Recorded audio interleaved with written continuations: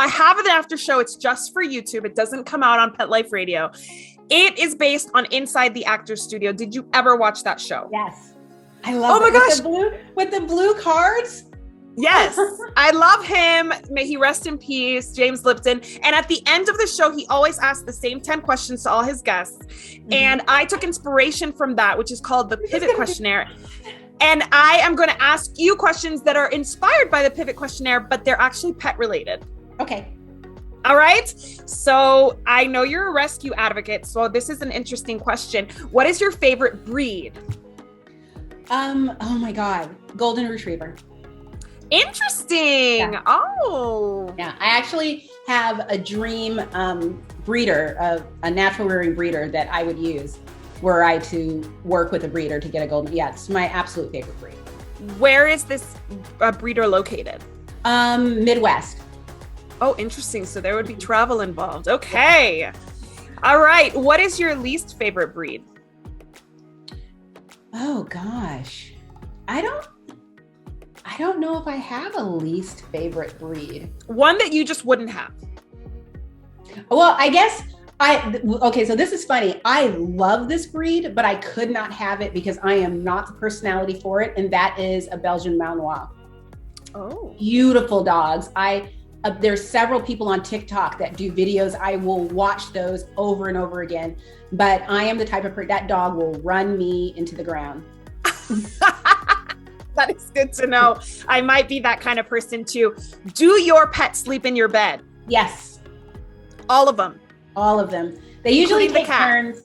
No, the cat doesn't, but the cat has his own room, but usually it's Apollo who sleeps with me. And sometimes, usually one, sometimes I can have 2 or 3, but usually it's Apollo. But we all sleep in the same room together.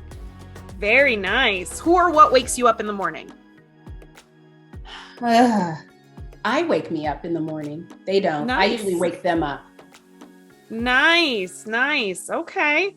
What's your most used training command or cue? I don't know. Probably drop it or leave. No, it's probably leave it. Yep. We live in a rural area, so there's lots of things for the dogs to get into. And it's probably either drop it or leave it. I love leave it. I use it with my kids too. I'm like, leave it! Always. Including the dogs. Like, leave the dog alone. All right. What is your least used training command or cue? One that you won't use because you don't like it, or one that you wish you used more? Probably stay. And the reason why is because I never really trained my dogs on a stay because I was told that it might be redundant because just tell your dog to sit and you don't release them from their sit. My dogs will start moving the second I start walking away. So I kind of wish I would have either really formed that sit or taught them stay. I've heard that before. I've heard I don't do sit because I do stay. And I've heard I don't do stay because I do sit. So yes, that is kind of a popular answer actually around here. What pet related noise do you love? I guess I love and hate this noise is the squeaky sound.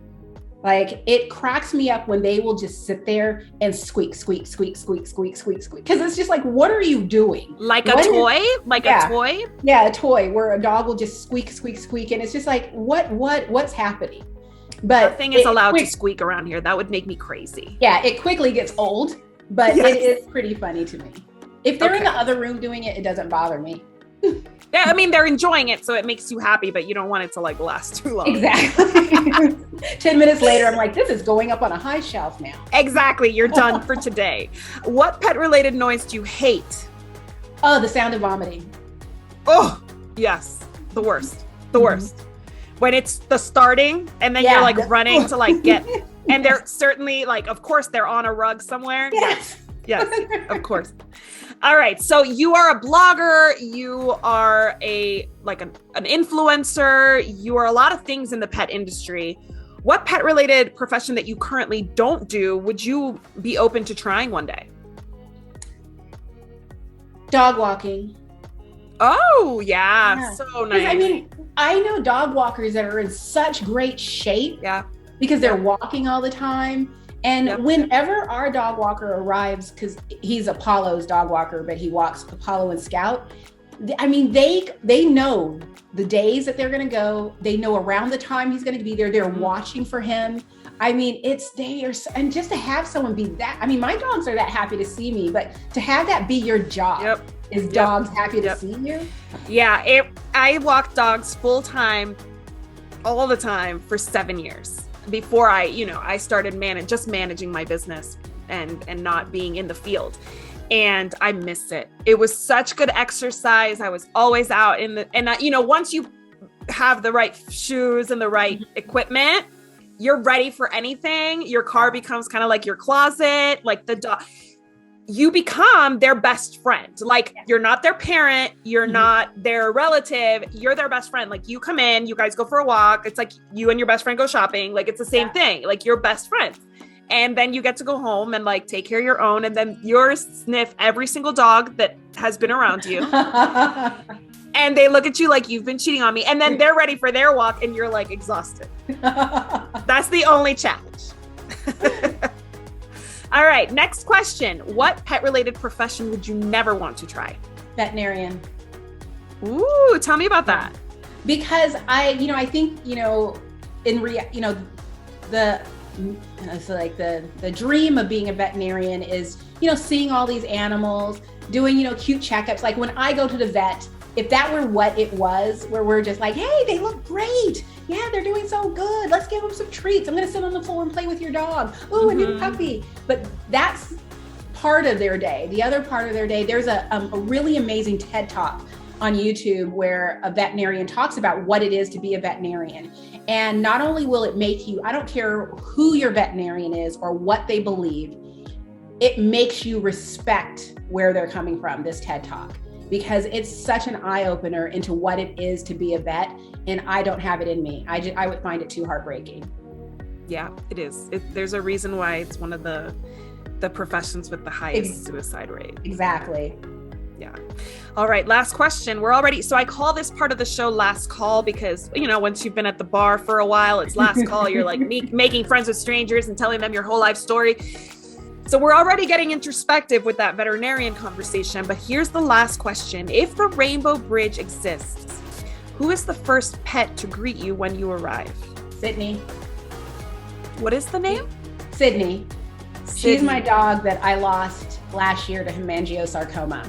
And she was my touchstone. Johan, who's my partner, he always says that if I were a dog, I would be Sydney. I mean, she was chosen for me by the rescue. We adopted Rodrigo, and then I called them a couple days later after talking him into letting me have a second dog and said, I want another puppy. And they chose, the head of the rescue chose Sydney for me. And I mean, it was like she dove into my soul, figured out who I was, and then was like, this is the dog that you need, because Sydney was everything perfect for me. And I've had dogs before Sydney and I've had dogs after, but Sydney will be, I would see her pushing my other dogs out of her way to get to the front of the line just to say, hey, it's about time you got here. Oh, did she just get you? Yeah, she was, I mean, if I was sitting on the sofa, she was sitting next to me. Actually, it's funny when you ask me, how do I wake up? Sydney used to wake me up because she would she would sleep on the bed with me, but then she would get up in the morning, maybe go drink some water, and then she would come and she would just stand next to the bed and stare at me until I opened my eyes and looked at her. It was like, got this hard stare where it's like somebody's there. And yeah, you feel it. Yeah. And so it's like, yeah, she was my person. Oh, well, I'm sure she is so impressed with all that you've done, all that you're doing, and she's helping you do even more from over there. Yes. Yeah. She's an inspiration, I'm sure, to do more. Yeah. Oh, I'm sorry. I know. She's my baby girl. I miss her. I know. So before we wrap up, I just have to ask you about the cows. Are you like a dog person and a cow person too?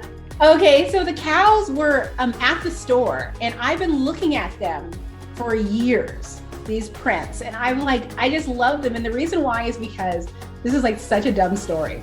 But years ago, when the first City Slicker movies came out, it ended with Billy Crystal running in, I think San Francisco was where they lived, and he had a pet cow that he brought home from the trip that they went on, named Norman, I think. I need to watch this movie again. I used to love that movie, but it's been a long time. Yeah, I can't, but he had a pet cow, and that scene, like none of the other movie stays with me, but that scene of him running with the cow stayed with me. And I don't even know how old I was or what, but I was like, I want a pet cow. That is so cool. And in my head, I wanted a black and white cow named Rodrigo.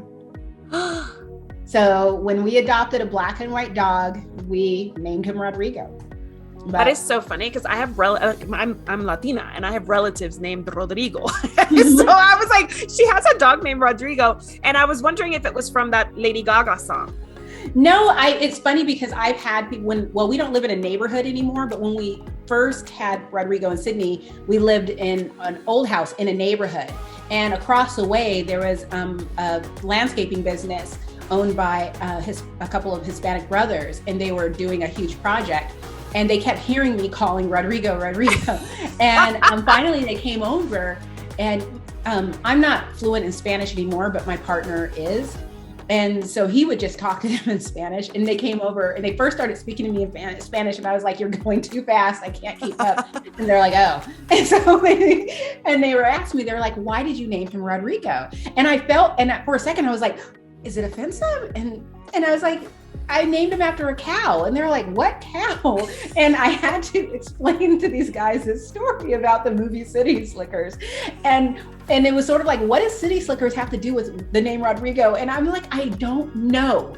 But for some reason, I said black and white cow named Rodrigo. That is so funny because that's probably like an uncle of theirs. Because I know it's like an uncle of They mine. started asking me so many questions because they wanted to figure out where did I get the name Rodrigo, and I was like, I honestly don't. They were like, you never knew anyone, and I was like, no. And they were like, did you ever read the book? I think they asked me if I read the book Don Quixote.